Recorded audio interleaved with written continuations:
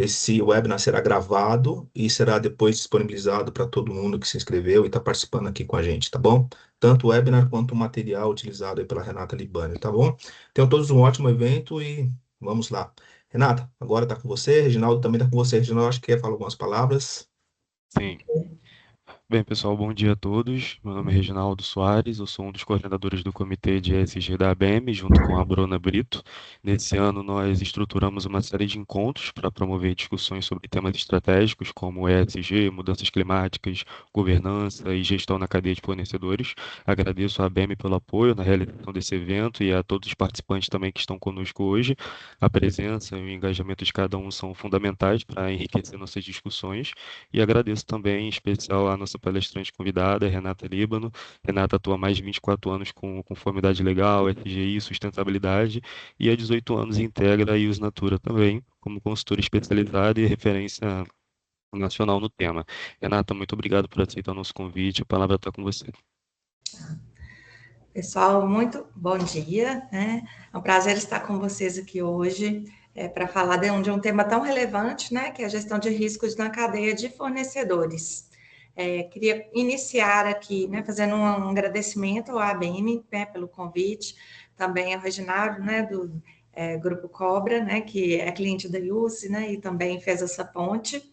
E então vamos conversar, né, hoje sobre práticas, tendências e ferramentas que podem fortalecer a estratégia ESG, né, gerando um valor sustentável a longo prazo e especialmente na cadeia de fornecimento, né, na cadeia de suprimentos. Bem, me apresentar aqui inicialmente, eu sou Renata Libânio, né, eu trabalho na IUS, né, sou advogada e bióloga pelo UFMG, mineira aqui de Belo Horizonte, né, vocês vão ver pelo meu sotaque. Eu sou especialista em Direito Ambiental pelo IETEC, estou finalizando meu MBA em ESG e Negócios Sustentáveis pela USP-Exalc. Sou também auditora líder de ESG na BNT-PR 2030 e também em sistemas de gestão integrada, né, nas normas 9001, 14001 e 45001. Eu iniciei minha carreira, né, 24 anos atrás, como consultora jurídica, então eu viajava muito pelo país afora, né, atendendo as grandes empresas, né, como Arcelor, Vale, Votorantim, Petrobras, e semeando, né, as melhores práticas, né, de meio ambiente, saúde, segurança, responsabilidade social.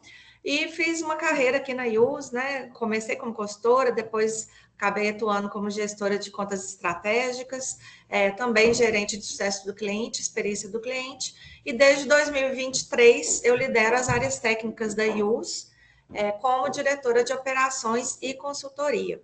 Tá? IUS Natura é uma empresa referência nacional e Latam na gestão de requisitos legais, em sistema de gestão integrada e ISD. Qual que vai ser a nossa agenda, pessoal?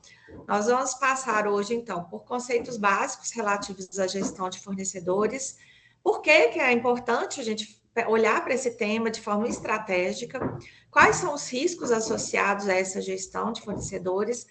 Os principais erros, né, falhas que as organizações cometem e como organizar um processo de gestão eficiente e também tendo a tecnologia como aliada, tá?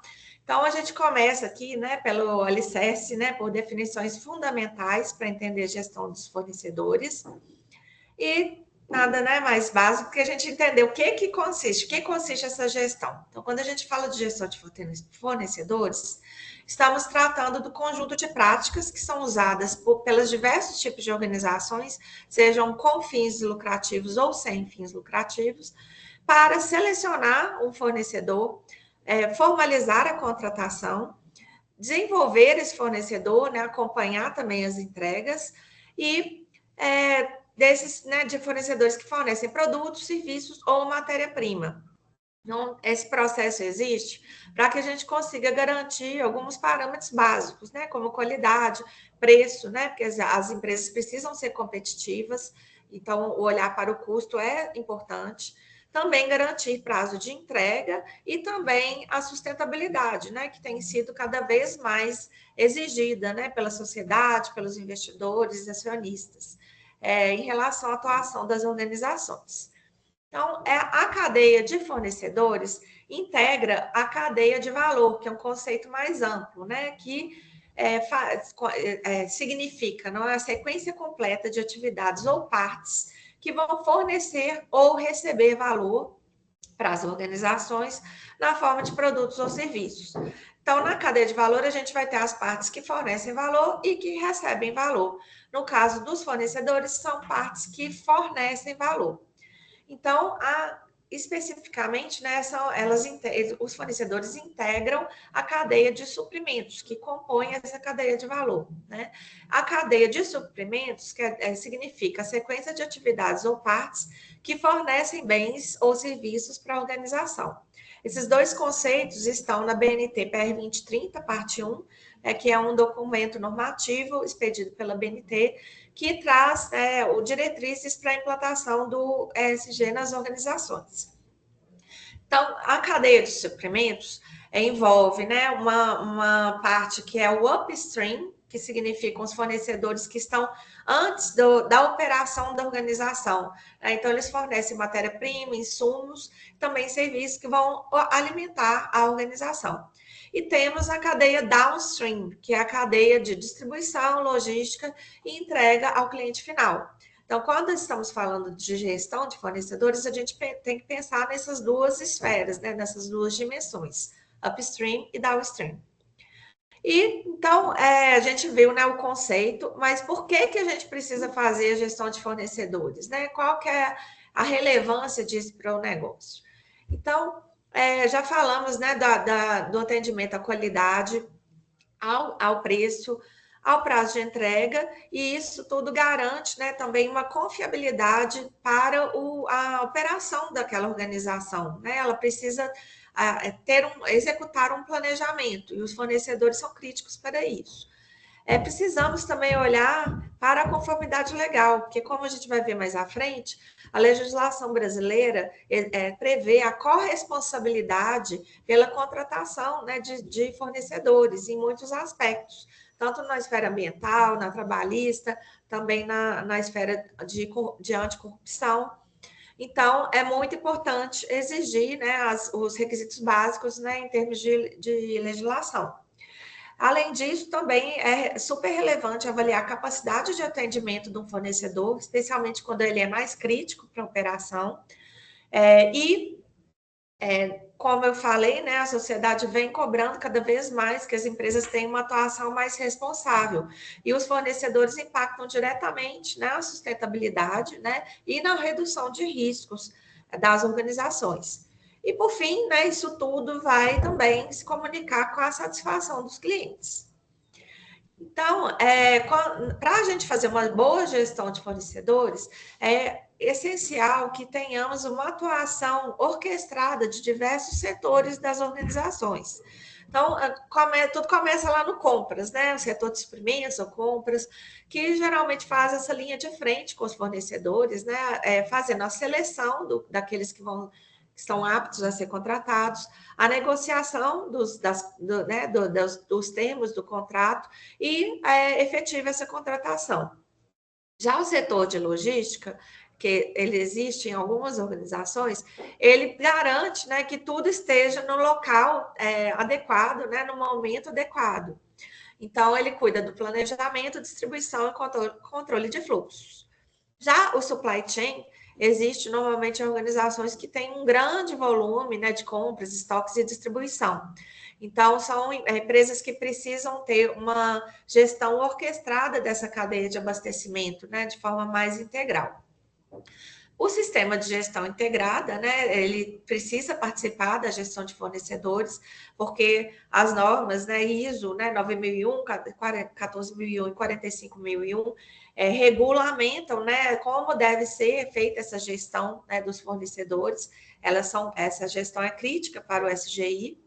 O ISD também, né, demanda aqui um monitoramento de critérios ambientais, sociais e de governança na cadeia de suprimentos. E o jurídico, que vai apoiar tanto na formalização do contrato e também, no caso dos riscos se materializarem, né, na mediação de conflitos. E também em auditorias de due diligence. Entrando especificamente na 9001, Então, a gente vai estar falando agora do sistema de gestão da qualidade.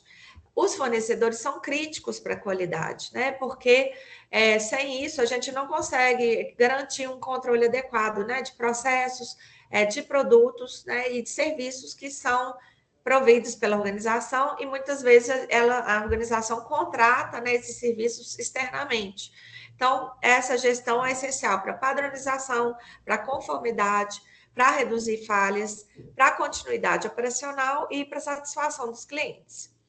Eu trouxe aqui os principais itens das normas ISO que tratam de fornecedores, né? Mas não são itens exaustivos, tá? As normas prevêem outras interfaces, né? E outros itens, mas tudo começa lá no item 6.1, que na 9.001 exige que as organizações adotem ações para abordar riscos e oportunidades para o sistema de gestão da qualidade como um todo.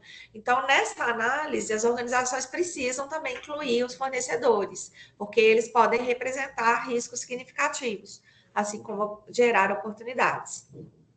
Com base nisso, né, também o item 8.4 vai ser o mais específico, por isso que ele está até destacado aqui.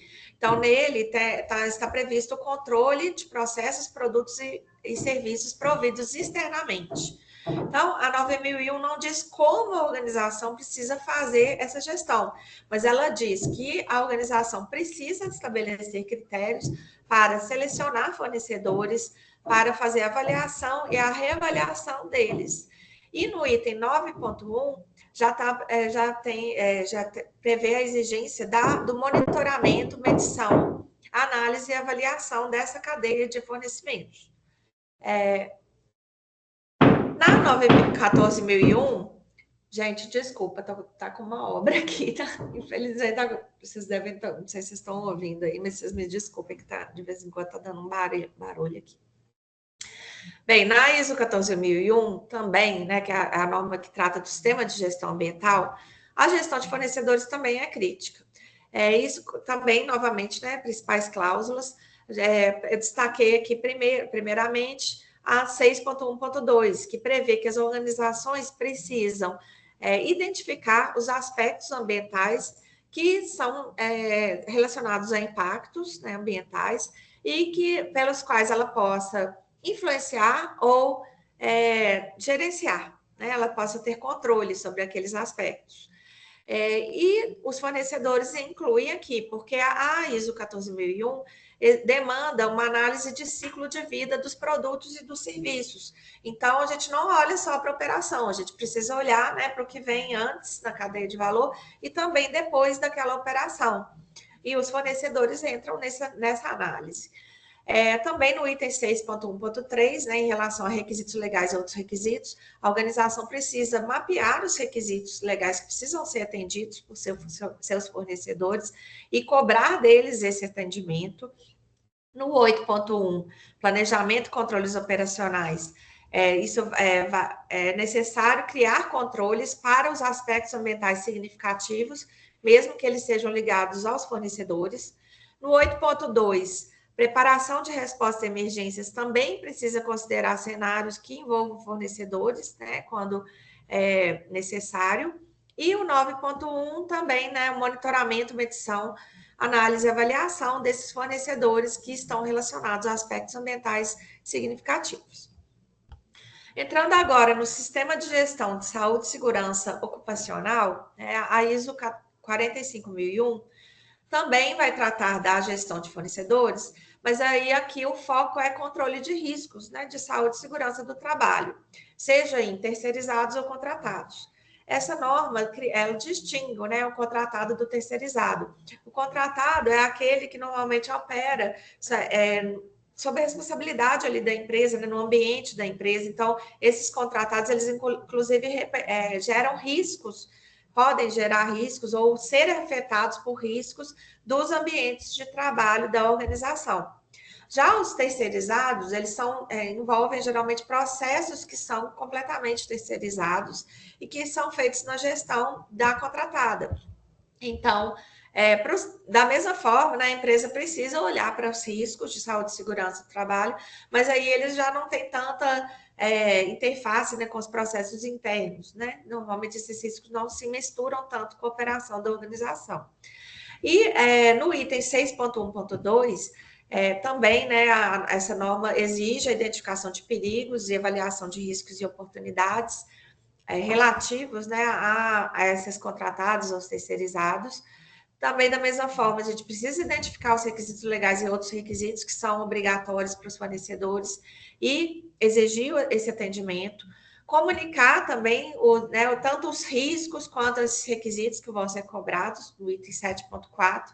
E no 8.1.4, prevê justamente os controles que precisam existir para aquisição de serviços, né, e fornecedores, né, de serviços e produtos providos externamente. Agora, entrando na análise do ESG, né, do ISD. Trago aqui, né, o conceito do ISD, ele é um conjunto de critérios ambientais, sociais de governança que devem ser levados em consideração na avaliação dos riscos, das oportunidades e dos impactos associados a essas dimensões, e com o objetivo de enriquecer o processo de decisão. A decisão das organizações não deve levar somente em consideração o lucro, mas também incorporar esses aspectos ambientais, sociais de governança, a fim de nortear atividades, negócios e investimentos sustentáveis a longo prazo, né? Garantindo que as organizações tenham uma atuação mais ética, mais responsável e mais longeva. Então, no pilar ambiental, eu trouxe aqui alguns aspectos que são mais críticos para a cadeia de fornecimento, mas isso também não é taxativo, tá, gente? São exemplos. Mas é muito relevante, por exemplo, olhar para emissões de gases de efeito estufa na cadeia de suprimentos. Porque 70% a 90%, né, das emissões não estão no escopo 1 e 2 dos inventários de gases de efeito estufa, mas sim nesse escopo 3, onde se encontra a cadeia de valor. Além disso, a gestão de resíduos também é crítica, né? As empresas têm responsabilidade do berço ao túmulo em relação aos resíduos que elas geram. As licenças e autorizações ambientais são críticas, né? Então, a empresa precisa checar se elas existem para as atividades que estão sendo contratadas, se elas estão válidas, e também a conformidade com a gestão ambiental, né? Especialmente, é muito desejável que a empresa tenha um sistema de gestão baseado na ISO 14001. Já na esfera social, né, na dimensão social, precisamos olhar para práticas e condições de trabalho, então, abolir trabalho infantil, trabalho em condições análogas à escravidão, olhar também para direitos humanos, diversidade e inclusão, e garantir também a saúde e segurança ocupacional. Já na governança, precisamos ver se a organização tem uma atuação ética, né, com um compromisso anticorrupção, antitrust, de transparência ética, também se ela tem, né, procedimentos para garantir a segurança da informação, proteção de dados pessoais, compliance e gestão de riscos e rastreabilidade dos dados ISD, porque as empresas que implantam uma estratégia ISD e resolvem reportar, né, através de relatórios de sustentabilidade, elas precisam garantir rastreabilidade na cadeia de dados, na cadeia de valor. Então, isso parte também dos fornecedores. Aqui é só para trazendo, né, os temas e critérios das 3 dimensões, conforme a BNT-PR 2030. É só para lembrar, né, que no slide anterior a gente deu alguns destaques somente, mas a gente tem outros critérios, inclusive em outros frameworks e normas, além da BNT-PR 2030. E aqui, entrando especificamente um pouquinho em aspectos regulatórios, né, a gente destaca, como eu falei lá no início, que a legislação brasileira é muito avançada em relação à corresponsabilidade. Né? Então, quando uma organização contrata um serviço, né, compra um produto, ela está contratando um fornecedor, ela não existe uma corresponsabilidade, muitas vezes, ali por essa provisão, né, de serviços e produtos que são externos. Eu inicio aqui pela Constituição Federal de 88, né, a Constituição Cidadã, que no artigo 225, parágrafo 3º, que é o artigo que trata, né, do meio ambiente, ela traz, inclusive, espelhado nesse artigo, o compromisso com o desenvolvimento sustentável, né, do Estado brasileiro, no parágrafo 3º, está prevista a responsabilidade tanto de pessoa física quanto de jurídica por danos ao meio ambiente, tanto nas esferas ambiental, na esfera penal, civil e administrativa, independente do dever de reparar aquele dano. Temos também a Lei 6938 de 81, que é a Política Nacional de Meio Ambiente, que prevê esse princípio do poluidor pagador, todo aquele que polui, ele precisa arcar com esse ônus da poluição. Isso envolve também essa relação, com fornecedores. Além disso, está prevista nessa lei a responsabilidade civil objetiva por dano ambiental. O que isso significa?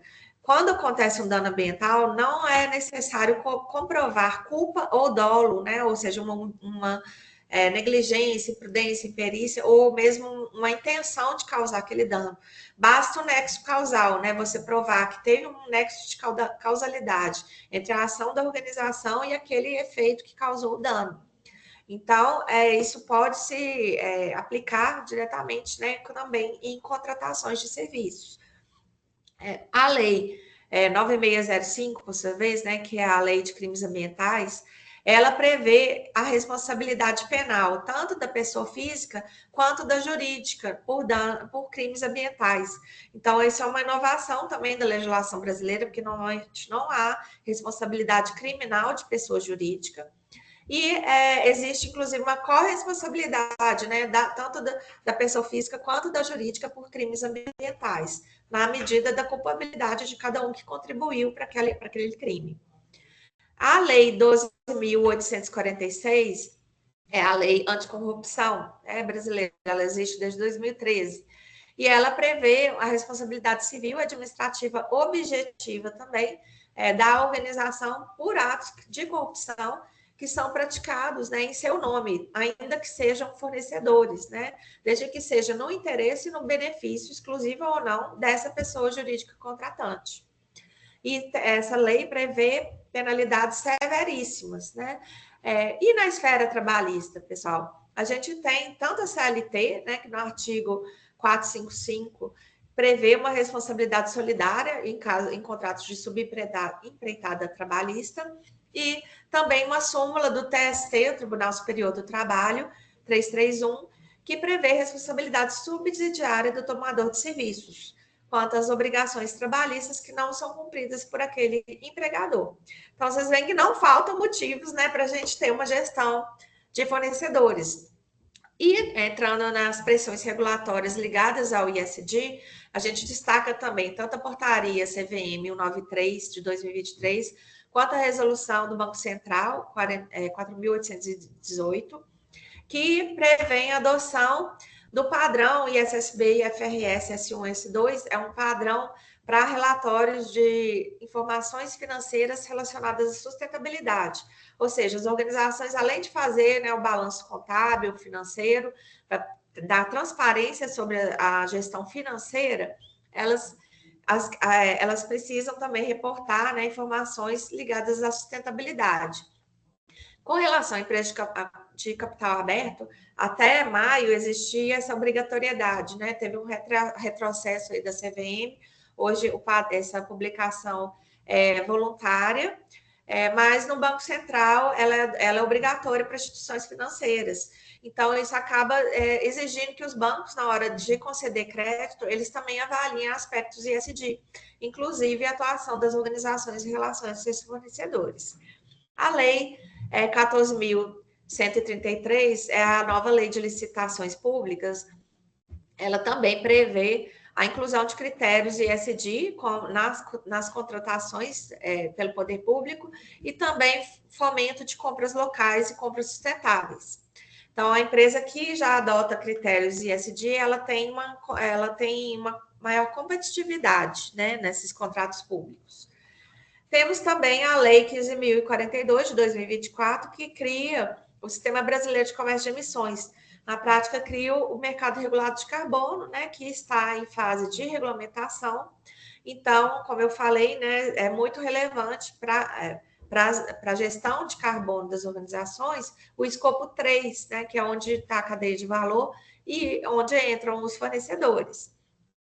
E trouxe aqui também legislações da União Europeia, né? Vocês sabem que o Mercosul fez agora, né, um acordo esse ano, conseguiu efetivar o acordo com a União Europeia para aumentar, né, as relações comerciais com esse bloco econômico. Então, as legislações europeias, elas impactam as organizações que fazem negócios com a União Europeia. E lá a legislação ISD é muito avançada. Então, as empresas que estão na União Europeia, né, que tem um certo volume financeiro, ou que fazem negócios com a União Europeia também atendendo a um volume financeiro de negócios, elas estão sendo obrigadas a criar relatórios de sustentabilidade nos padrões dessa CSRD e também a fazer auditorias de due diligence, procedimentos de due diligence, de devida diligência na cadeia de valor, envolvendo aspectos socioambientais. Em resumo, gente, não tem como falar, né, de um sistema de gestão integrada forte sem ter um controle genuíno de fornecedores.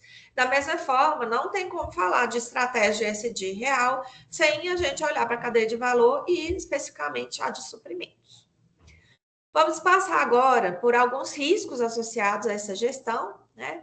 É muito notório, né, que a gente vê, por exemplo, empresa que acha que faz uma gestão de fornecedores, exigindo ali alguns documentos básicos, mas na hora que a gente vai auditar essas empresas, as licenças estão vencidas, também um outro erro comum, né, são fornecedores que não têm treinamentos obrigatórios básicos, né, por exemplo, treinamentos de NRs, né? Trabalhar altura, espaço confinado, também treinamentos ambientais, as capacitações de qualidade, irregularidades trabalhistas, né? Então, por exemplo, trabalho análogo à escravidão, que acaba levando aquele contratante para uma lista suja do Ministério do Trabalho, trabalho infantil, jornadas de trabalho extenuantes, e também empresas sem critério ISD definido. Então, a empresa contratante pode incorrer num greenwashing, né? Se ela não tiver realmente uma gestão efetiva dessa cadeia.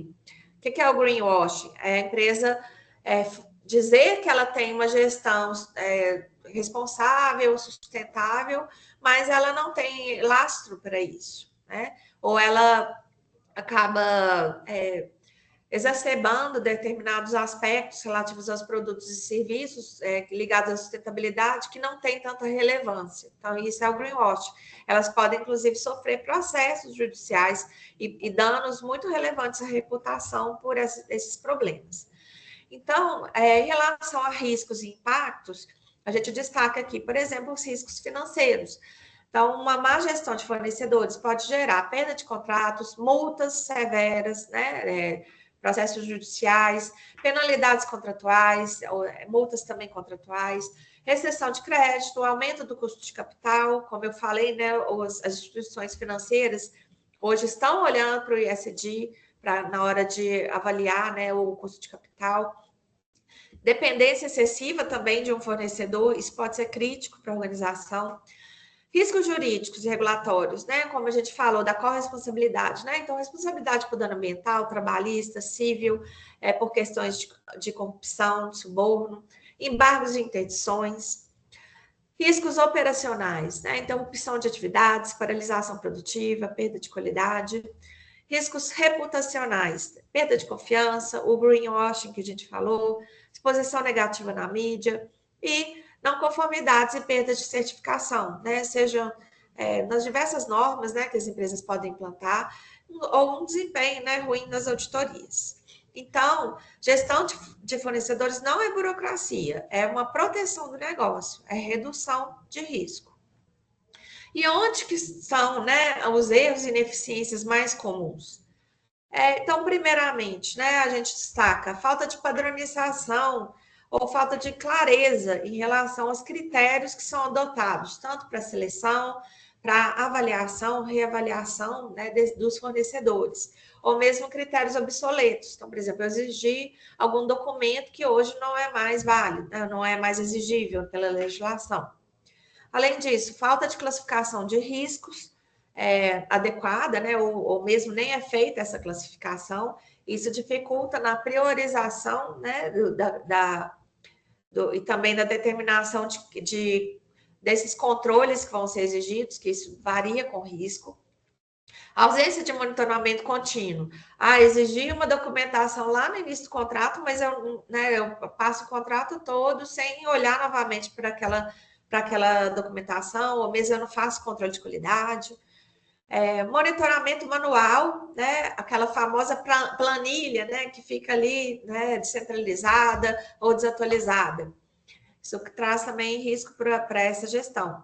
Falta de rastreabilidade entre as áreas, né? A gente viu ali que são diversos atores envolvidos nessa gestão, então isso pode gerar, né, aquela máxima, né, que cachorro que tem mais de um dono às vezes morre de fome, né? Então, quando a gente tem responsabilidade muito difusa e mal definida, pode acontecer essa falha, né, do processo. Contratação sempre por menor preço. A gente sabe que custo é importante, mas outros critérios também precisam ser considerados, especialmente nesse contexto que a sociedade e os investidores estão exigindo que as organizações olhem para o ESG. Cláusulas ESG órfãs, inespecíficas, inexequíveis. Pessoal, isso pode, inclusive, aumentar o risco da organização, caso haja realmente um impacto, né, um risco que venha se materializar. Às vezes a empresa acha que colocar uma cláusula lá no contrato vai estar ajudando, mas se ela não cobrar efetivamente essa cláusula, isso pode ser até, né, como se fosse um greenwash, né? Pode gerar uma insegurança jurídica maior. Ou mesmo aquelas cláusulas, né? A empresa deve atender toda a legislação aplicável e fornecer evidências quando solicitado. Tá, mas que evidências que eu preciso provar, né? Então, as cláusulas precisam ser mais específicas. E os dados ESG também descentralizados, sem rastreabilidade. Quando a gente for fazer um relatório de sustentabilidade, a gente vai ter problema, né, em ter um relatório baseado realmente em dados reais. Então, com tudo isso, né, a gente precisa organizar um processo de gestão de fornecedores que seja eficiente. Para isso, a gente vai precisar de estrutura, de fases, né, de papéis muito bem definidos, para que a gente consiga, né, transformar uma intenção, né, de ter uma boa governança na cadeia de fornecedores em uma governança real. Então, o primeiro ponto aqui que eu destaco é que precisa haver uma mudança de mentalidade.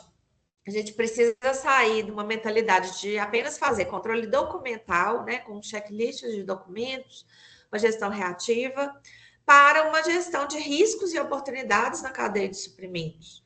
A gente tem que ter uma visão estratégica, né, dessa cadeia.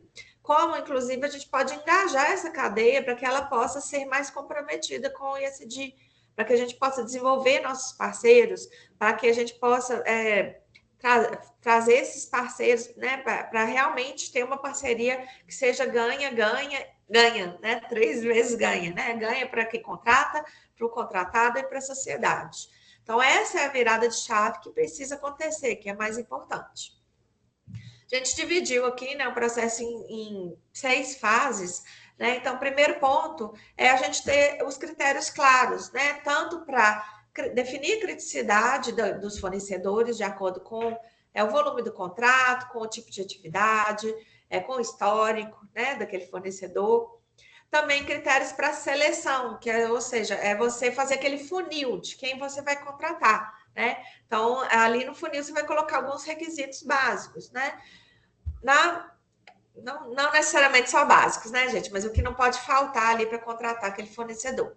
A avaliação, ela precisa acontecer ao longo de todo o contrato, né, para ver se o que foi determinado em termos de requisitos, ou mesmo as questões contratuais, estão sendo atendidas. A gente precisa monitorar a performance desse fornecedor ao longo do contrato, com os indicadores, né, os KPIs, auditorias, e reavaliar esses fornecedores. Então, a gente precisa desses critérios claros. Então, com os critérios de criticidade definidos, as empresas normalmente criam uma matriz de criticidade para ajudar na priorização de quais fornecedores vão precisar de um apoio, né, do controle mais próximo. Então, esse controle operacional ele vai ser definido de acordo com o risco. Aí, na sequência, a gente vai realmente colocar a mão na massa, a gente vai fazer a seleção dos fornecedores, avaliar, né, a sua performance ao longo do contrato e definir também as cláusulas contratuais. Ao longo do contrato, vamos fazer o monitoramento do desempenho, né? Isso envolve os KPIs, como eu comentei, as auditorias, verificação documental contínua, né? De ter que lembrar que tem muitos documentos que vencem, a verificação das entregas e a due diligence, que é justamente você fazer uma avaliação daqueles riscos de forma proativa, tanto na contratação como ao longo do contrato. A reavaliação também deve acontecer, que é aquela fase quando aquele contrato finaliza, né? Ou você tem uma relação, às vezes, que não tem um prazo, né, para finalizar, mas a 9001 exige essa reavaliação com uma periodicidade definida. Então, ela precisa ser definida, né, justamente com base na criticidade, nos resultados do monitoramento, e ao final a empresa precisa tomar uma decisão. O fornecedor está aprovado, desenvolvimento ou reprovado. E, por fim, né, lembrar que a tecnologia pode nos ajudar né, numa gestão mais eficiente também na redução dos riscos. Todas essas 6 fases, né, também podem ser definidas, divididas em 3, né, de uma forma mais simplificada. Então, que seria a fase de pré-contratual, né, a homologação, em que a gente faz a seleção e aquela avaliação inicial, de acordo com a criticidade, a execução, que é o monitoramento ao longo do contrato, e o encerramento, né, que pode demandar, né, tanto uma finalização daquela relação ou uma opção pela renovação. Trouxe aqui também alguns critérios, sugestões, tá, gente, de alguns critérios eliminatórios ou critérios que podem pontuar de forma positiva na seleção dos fornecedores.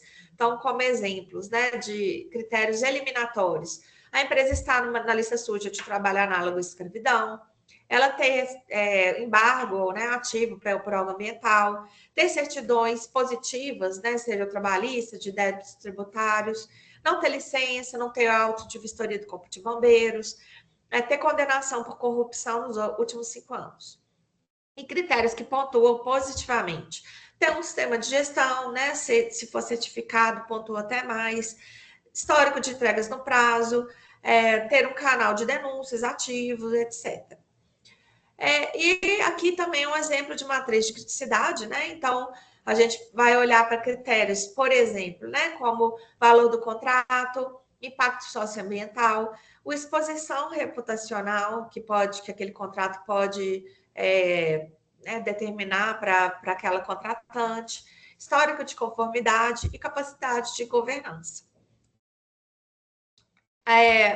Com base, né, nessa criticidade, a gente vai definir se aquele fornecedor vai estar sujeito a exigências mínimas, intermediárias ou plenas, né? Isso vai variar, né, de acordo com o risco e com o porte da organização e também com o volume de negócios que é feito, né? Então, exigências mínimas, exemplo, inspeção dos produtos, né, no recebimento por amostragem, verificação de nota fiscal e certificado de conformidade, declaração de conformidade ambiental, né, não necessariamente envolver uma auditoria, né, um compromisso com trabalho decente. Tem uma reavaliação, uma periodicidade maior, né, anual, por exemplo. Já as exigências intermediárias, aí a gente já vai exigir, por exemplo, evidência de políticas, uma análise de causas raiz em caso de não conformidade, e fazer um monitoramento mais próximo, né, trimestral, e uma reavaliação que pode ser semestral ou anual. E as exigências plenas? Aí eu já vou fazer uma qualificação prévia super detalhada, eu vou considerar aquele fornecedor no meu inventário de gás de efeito estufa, eu vou ter indicadores, ISD nos contratos, e vou fazer uma reavaliação numa periodicidade menor, por exemplo, semestral. Aqui são alguns exemplos de KPIs, né, de indicadores que podem ser determinados. Então, a gente vai ter KPI para qualidade, por exemplo, percentual de lotes aprovados na inspeção, no caso de entrega e prazo, né, percentual de entregas no prazo, pedidos completos, Saúde e segurança, taxa de acidentes ou quase acidentes, percentual de trabalhadores com EPI, meio ambiente, as emissões de gases de efeito estufa, consumo energético, conformidade com licenças, entre outros. E aqui, né, um modelo também, né, de scorecard, né, para avaliar os fornecedores. Então, como a gente falou, a avaliação ela precisa ser feita né, ao longo do contrato e também no período de reavaliação. Então, com base em todos os critérios e nos KPIs que estão sendo aplicáveis, a gente pode determinar um peso, né, para esses indicadores e um mínimo aceitável. E aí ver, né, fazer uma avaliação desses fornecedores e ele vai sair ao final com uma pontuação. Então, se ele tiver uma pontuação, por exemplo, acima de 70, ele vai ser considerado aprovado. Se tiver entre 50 e 69, ele vai ser aprovado com restrição. E em desenvolvimento menor que 50. E com base nesse resultado, a gente vai tomar decisões na reavaliação. A gente vai definir, vou manter, desenvolver. Então, por exemplo, a gente pode até ter programas de reconhecimento formal do desempenho superior, pode incluir num programa de fomento, né, de desenvolvimento dos fornecedores, ampliar escopo contratual. Já aqueles que são aprovados com restrição, a gente vai precisar elaborar um plano de ação, né, de corretiva para aqueles pontos que precisam de adequação. E aquele que tiver com uma performance ruim, a gente vai restringir ou descontinuar a parceria. Lembrando, pessoal, que essa aplicação, né, de sanções, ela precisa ser gradual, né? Não é aquele tudo ou nada, né? Até mesmo porque o ESG ele deve ser visto como um processo de melhoria contínua, não é algo binário, né? Cumpriu ou descumpriu. Então, a gente vai da advertência até chegar na justa causa. Eu falei da due diligence, né? Eu não vou me alongar aqui nesse processo, mas só para lembrar que cada vez mais esse processo tem se tornado relevante para as organizações da mitigação de riscos, inclusive por conta daquela diretiva da União Europeia que eu citei para vocês, que isso acaba chegando, né, em efeito cascata nas organizações brasileiras, e nada mais do que um processo sistemático, então, e documentado de investigação prévia e contínua daquele fornecedor ou parceiro, com o objetivo de identificar os riscos reais e potenciais, seja antes da contratação ou durante a relação contratual. Então, ela precisa ser preventiva, contínua e documentada. E não é só olhar para documento, tá, gente? A gente precisa fazer uma avaliação, por exemplo, da reputação daquela empresa, de se ela está, né, em lista suja, também avaliar, né, como é a atuação dela, né, em relação ao mercado. Então, e a due diligence pode ser acionada por gatilhos, né, e ela deve ser feita principalmente para aqueles contratos que são red flags, né, que tem as bandeiras vermelhas, são áreas de risco, né, por exemplo, setor têxtil, né, e a gente tem as 5 etapas da due diligence, eu não vou me estender aqui por conta do tempo. E, né, chegando aqui, né, no último ponto do processo que a gente comentou, que é a tecnologia como aliada, né? Então, a tecnologia, né, as empresas normalmente contratam uma plataforma de gestão de fornecedores e ela ajuda, então, a organizar esses requisitos, né, por fase do contrato, por escopo também, né? Então, a fase de homologação, de execução, de encerramento, e também se é escopo ambiental, social, escopo de qualidade. Ela também emite alertas automáticos, né? O documento venceu, o fornecedor está com um scoring, uma pontuação muito ruim. Ela gera essa pontuação automática para o fornecedor. Então, ela no final das contas, é uma matriz de risco dinâmica. Temos também, né, um apoio na rastreabilidade, na trilha da auditoria. Então, isso tudo fica registrado no sistema com histórico. Um dashboard de desempenho desse risco, né? A gente consegue ver numa visão consolidada de como que estão nossos fornecedores. E também apoio aos reportes de relatório de sustentabilidade. Então, estamos caminhando aqui para o encerramento, pessoal. Então, trazendo aqui como reflexões finais, nosso processo de gestão de fornecedores precisa responder, ao final, 3 perguntas básicas, né? Por que a gente selecionou cada provedor? Como está o desempenho hoje? e o que a gente vai fazer com aquele fornecedor que está abaixo do mínimo. E para fechar, a gente tem que lembrar que trabalhar com fornecedor é uma relação realmente de parceria. Então, o contratante também precisa zelar por um bom relacionamento. Isso demanda, né, um profissionalismo de mão dupla. Então, não adianta só a organização contratante querer, por exemplo, estrangular o fornecedor com um preço vil, né, que ele não vai conseguir ter um serviço ou um produto de qualidade. Também cumprir, né, os prazos de pagamento, também, né, na relação, né, ter um ambiente de trabalho salubre, desenvolver continuamente essa parceria, né? Então, sempre que possível, também realizar treinamentos, olhar para a diversidade, né? Garantir os direitos daqueles fornecedores. Recomenda-se muito, né, a adoção de um canal de comunicação específico para os fornecedores, inclusive ter um código de conduta também específico e um canal de denúncias, né? E compras sustentáveis, né? A gente fomentar a economia local, né? A gente desenvolver os fornecedores daquela comunidade mais próxima, né, da organização. E com isso a gente tem tanto menos emissões de gás de efeito estufa, né? E também um fomento ali, um impacto social local.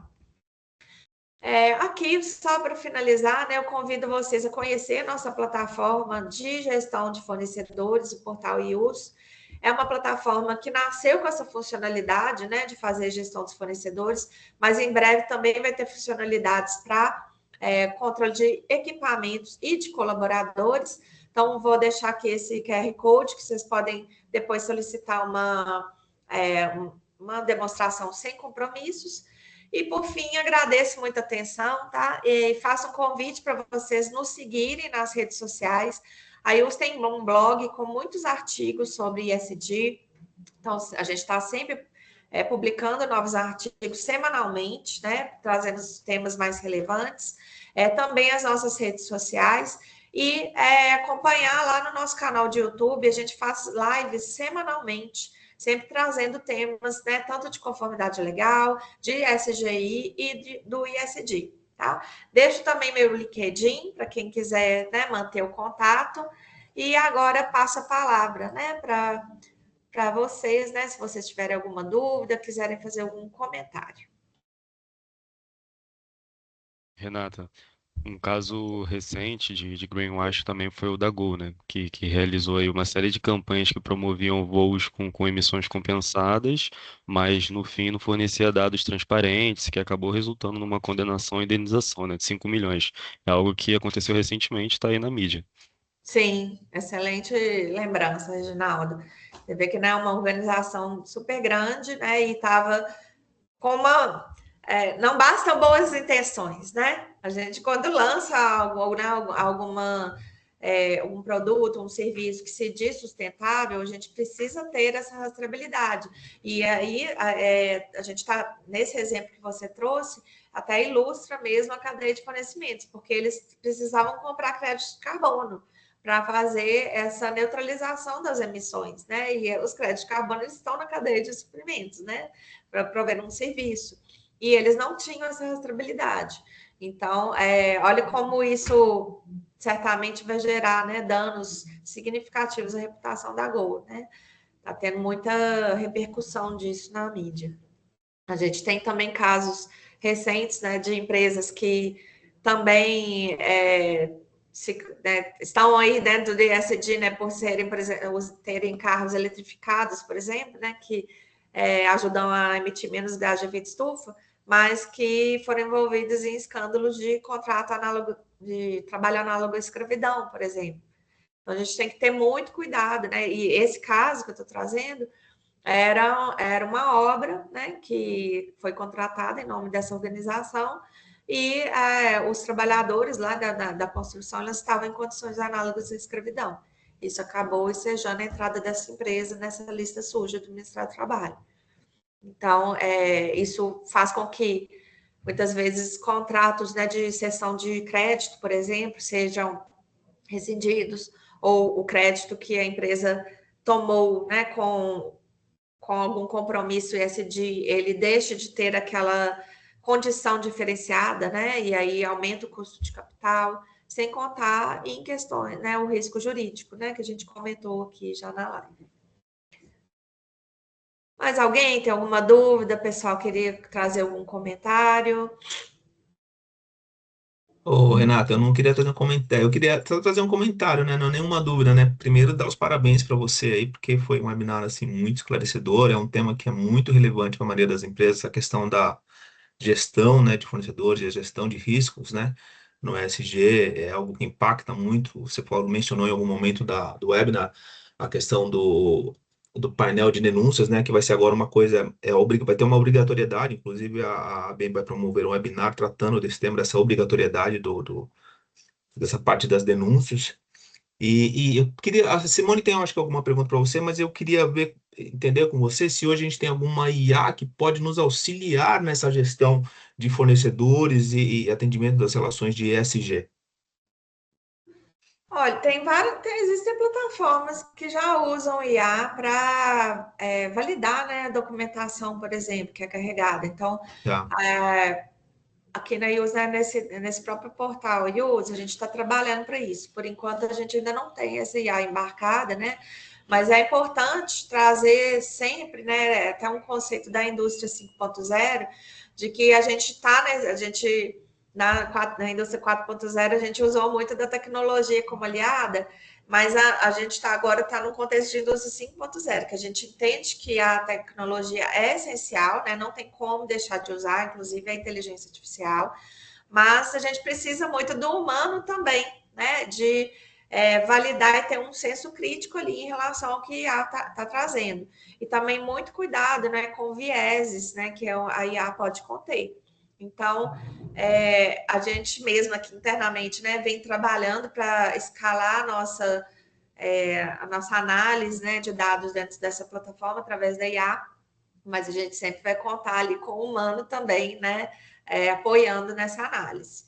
Devem existir outras plataformas, tá, Aparecido, que já tenham também, né, esses recursos, tá? Mas com certeza existe, né? E aí a gente também pode usar a IA para nos ajudar até a pensar nesses critérios, né? A gente pode julgar lá qual tem uma atividade X, o que eu devo exigir dessa atividade? Mas sempre trazendo o senso crítico, porque a IA alucina, né? Então a gente precisa usar, sim, mas com responsabilidade, né? No final das contas, somos nós humanos que precisamos validar aquelas informações. Ah, ok, muito obrigado. Aí parece que tem alguém com uma levantada aqui. Vamos ver. Sim, a Bruna Eduarda. Fica à vontade. Oi, pessoal, bom dia. Renata, uma dúvida. Acerca sobre a data de validade, qual que é a sua recomendação? É realmente fazer periódico mesmo ou ir acompanhando conforme a data de vencimento em si do documento? Que a maioria dos documentos eles possuem uma data específica. Qual que é a sua recomendação nesse sentido? Então, você precisa criar algum mecanismo, né, de controle dessa validade. Se o documento venceu, você já tem que cobrar de imediato. Na verdade, o ideal é até cobrar, né, começar a alertar o fornecedor que aquele documento vai vencer. Você vai ter uma gestão até mais proativa, né? Mas está vencido, ele já precisa te apresentar uma evidência imediata, nem que seja de um protocolo de renovação daquele documento. Então, uma plataforma de gestão, né, de fornecedores, ela te ajuda nisso, porque quando você cadastra lá o requisito, que, por exemplo, licença ambiental, aí o fornecedor vai carregar lá esse documento para vocês e ele vai colocar a data de validade. Aí a empresa contratante vai lá e valida, né, aquele documento e fica com aquele prazo de validade vinculado. No momento que vence aquele documento, você já vai receber um alerta, né? Ou mesmo até antes do vencimento. Então, isso ajuda muito, mas não pode ficar com o documento vencido. Isso aí vai expor a organização contratante a um risco.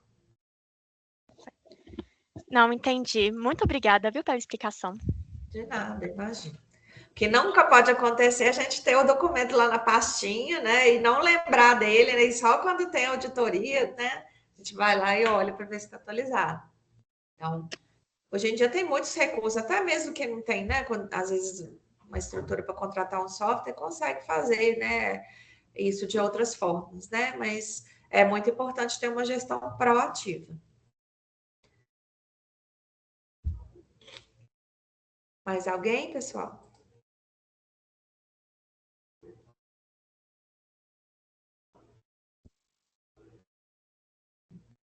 Acho que foi.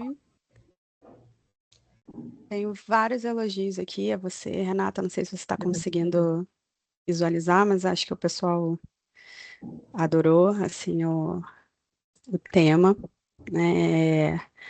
Nós estamos chegando aqui ao final, né, do nosso webinar, né? E antes de encerrar, né, eu quero agradecer a todos, né, que tiraram um tempo aí para participar, para ouvir um pouco sobre o tema, né, em nome do Comitê ESG da ABEM, né, agradeço especialmente a você, Renata, né, pela disponibilidade, né, pela valiosa contribuição também. A sua apresentação, sem dúvida, trouxe aí reflexões e aprendizados para a grande maioria aqui presente. É um tema, né, que vem ganhando aí cada vez mais relevância estratégica, né, para as organizações. Então, nada mais justo do que ele ser o primeiro na temática que a gente escolheu. Como a gente conseguiu ver aqui ao longo do encontro, né, os desafios aí relacionados ao ESG vão muito além, né, das operações internas da empresa. Você trouxe isso com muita ênfase, né? E que requer, sim, um olhar que vai muito além, né, dos portões da organização, né? Porque a forma com que a gente se relaciona, né, com fornecedores e com parceiros aí vai impactar diretamente tanto na reputação, né, na competitividade do negócio, na resiliência, na sustentabilidade, né, que a empresa aí tá se propondo, né, a ter, né? Então, por isso também ao longo desse ano, né, o Comitê de ESG da ABEM pretende trazer, né, e promover discussões que possam fortalecer a discussão de gestão de riscos de ESG na cadeia de fornecedores, né, incentivando aí uma construção, né, de relações mais responsáveis, transparentes, né, e preparadas cada vez mais para os desafios que a gente vai ter no futuro com relação a esse tema também. Agradeço aí também a participação e engajamento de todos vocês, né? A participação aí no chat, perguntas, né? O interesse demonstrado aí reforça também a importância da gente debater sobre isso, né? E compartilhar aí as experiências que a gente possui sobre o tema, né? E de trazer, né, contribuições que sejam relevantes, né, para o nosso setor e que possam trazer aí uma evolução, tá? Esse foi o primeiro webinar aí do Comitê ESG da ABEM no ano de 2026, né? A gente espera que seja apenas o início, né, de uma jornada aí de aprendizado sobre esse tema, né, colaboração e também construção coletiva. Então, já deixo aqui também um convite, né, para vocês participarem dos nossos próximos encontros, que vão ser temas transversais, né, a essa temática que a gente escolheu, né? Muito obrigada pela presença de todos vocês, né? Espero encontrá-los aí nos próximos encontros, né? Tenham um excelente dia. Obrigada, viu, gente? Obrigado, Obrigado Renata. a todos, obrigado, Obrigado, Renato pessoal. Libânio, obrigado ao pessoal do Comitê de ESG. Acompanhe a ABEM aí nas redes sociais, LinkedIn, Instagram. Acompanhe também nosso site, lá tem uma página com os próximos eventos que vão ser realizados. E, mais uma vez, muito obrigado, foi um ótimo webinar. Renato, fica com a palavra. Muito obrigada, né? E queria também me disponibilizar aqui para outros encontros, né? Inclusive, vocês comentaram sobre mudanças climáticas, né? Se quiserem, ganham uma outra oportunidade que a gente traga, né? Um bate-papo aqui sobre economia de baixo carbono, mudanças climáticas, eu fico também à disposição. Tá bom, pessoal? Muito obrigada e até a próxima. Tchau, tchau.